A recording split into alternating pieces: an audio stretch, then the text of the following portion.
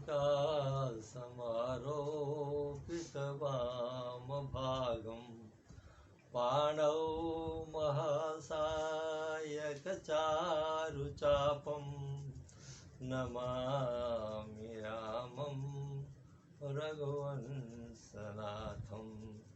नमामि रामं रघुवंशनाथं नमामि यामिनीनाथ लेखालङ्कृतकुन्तलां भवानीं भवसन्ताप निर्वापनसुधानदीं भवानीं भवसन्ताप निर्वापनसुधानदीं जनकसुता जगजननी जानकी अतिशय प्रिय करुणा निधान के ताके जुगपद कमल मनावहु जासु कृपा निर्मल मति पावहु जासु कृपा निर्मल मति पावहु।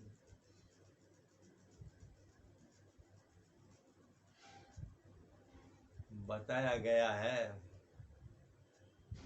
कि धर्म के 4 चरण होते हैं। धर्म को एक नंदी का बैल का रूप बताया गया है जिसके 4 पैर हैं। एक सत्य है, एक दान है, एक दया है, एक धर्म है, एक तप है। तो धर्म रूपी वृषभ के सत्य, दान, दया और तप, ये 4 चरण बताए गए। यह भी मानते हैं कि सतयुग में यानी पहले युग में धर्म के 4 चरण थे। सत्य भी था, दान भी था, दया भी थी और तप भी था। त्रेता युग में एक चरण गायब हो गया, तप नहीं रहा, सत्य, दान और दया। द्वापर युग में 2 चरण गायब हो गए, सत्य भी और तप और सत्य।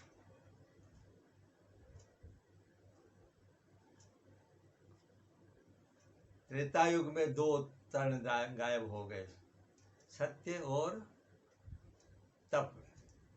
द्वापर युग में 3 चरण गायब हो गए, सत्य भी नहीं रहा, दया भी नहीं रही, तप भी नहीं रहा।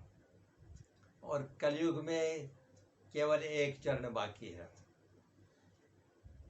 वो है दान। दान अगर करोगे तो धर्म का फल मिलेगा। तप पृष्ठ कर्म है, वो कलयुग के लोगों से होता नहीं। दया मन में है नहीं, इसलिए दया भी नहीं होती। और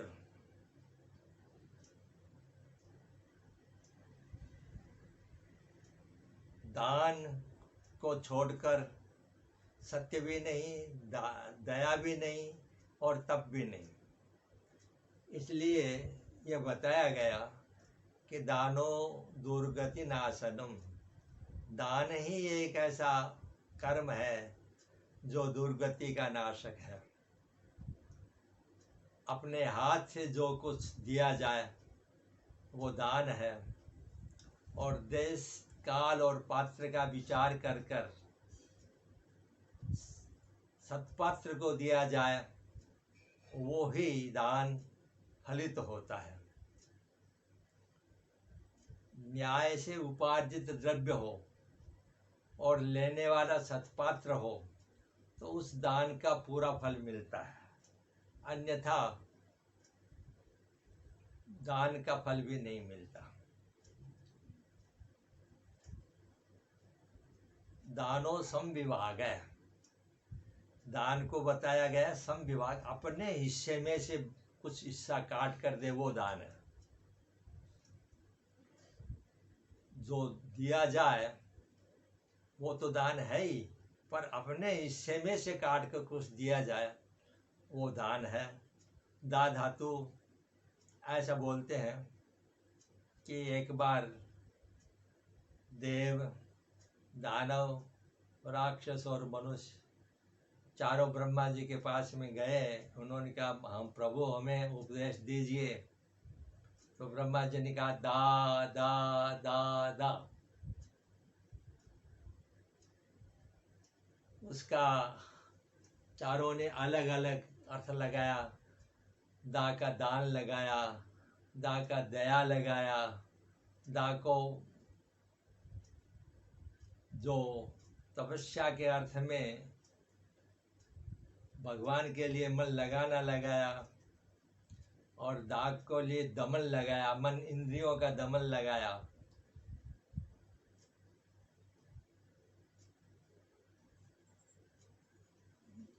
इस प्रकार ये चारों ही फलित होने वाले हैं, लेकिन कलौ दानम विशिष्यते, कलयुग में दान ही विशेषता को प्राप्त होता है। वैसे तो कलयुग केवल नाम आधारा, सुमिर सुमिर जग भव उतर ही पारा। कलयुग में केवल नाम ही आधार है, और उसको आप उस प्रभु का नाम का स्मरण कर कर मनुष्य भवसागर से पार हो सकते हैं। क्योंकि दान के लिए नीति से उपार्जित धन होना चाहिए, वो नहीं मिलता। फिर मन में दया नहीं, इसलिए दयापूर्वक दान नहीं दिया जाता। और पात्र नहीं मिलते, इसलिए पात्र को दान नहीं मिलता। इसलिए ये बताया कि केवल भगवान नाम ही आधार है। तो भी बिना दिए कुछ मिलता नहीं है। मनुष्य उसी का उपभोग कर सकता है जो उसने अपने हाथ से कुछ दिया है। अपने दिए बगैर कुछ उसको भोग के लिए नहीं मिलता। यहाँ तक कि संपूर्ण वेदों के पारगामी विद्वान तपस्वी सुदामा भी निर्धन रहे, क्योंकि उनके हाथ से कुछ दिया नहीं गया था। और जब अपने मित्र कृष्ण से मिलने के लिए वो गए भगवान कृष्ण के पास, तो उसने अपने हाथ से जो चावल की मुट्ठी ले गए थे वो 2 मुट्ठी भगवान ने ली, और तब उनका दारिद्र्य दूर हुआ। तो बिना दिए कुछ मिलता नहीं है, इसलिए यह बताया गया है कि कलयुग में दान ही विशेष है। धन्यवाद।